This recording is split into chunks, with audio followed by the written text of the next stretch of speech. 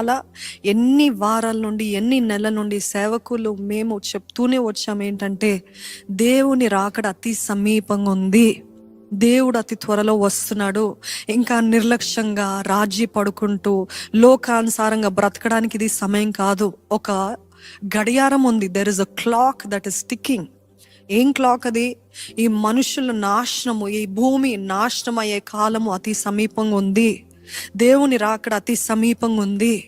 మీరు మార్పు నొంది బిడ్డల వలె మారితే తప్ప పరలోక రాజ్యంలో చేర్చబడరు. బిడ్డల వలె నిష్కలంకమైన, క్షమించగలిగిన, మన్నించగలిగిన, సున్నితమైన, కనికరం కలిగిన, ఇందాక చెప్పినట్టు ఎప్పుడు చూసినా నేను నేను నేను కాదండి.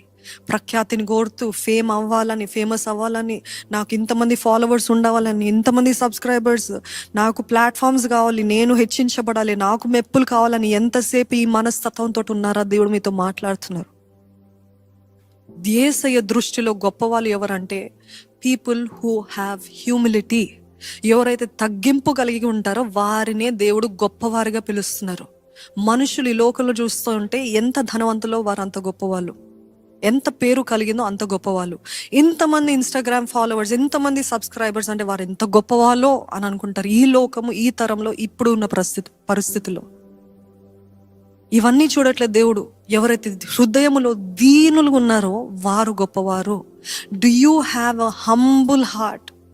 డు యూ హ్యావ్ అ దీన మనసు ఉందా?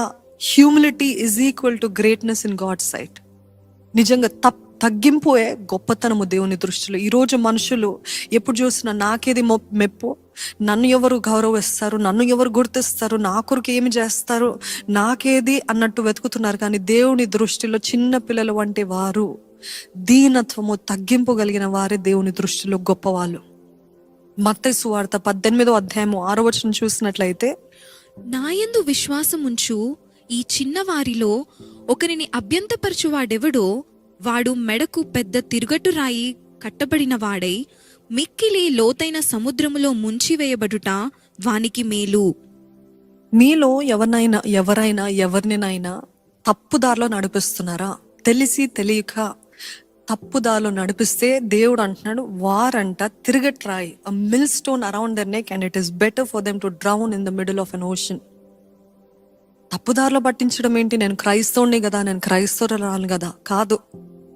పాపము చేత ప్రేరేపిస్తూ, పాపము చేయాలని ప్రేరేపిస్తూ, లేకపోతే అధికారానికి లోబడద్దు అని ప్రేరేపిస్తూ, ఎవరైనా అధికారం కింద ఉన్నారనుకోండి, అనేక సార్లు ఏం చేస్తారు, బాస్ ఉంటే ఎంప్లాయీస్ ఏం చేస్తారు, ఒకరిలో పాడు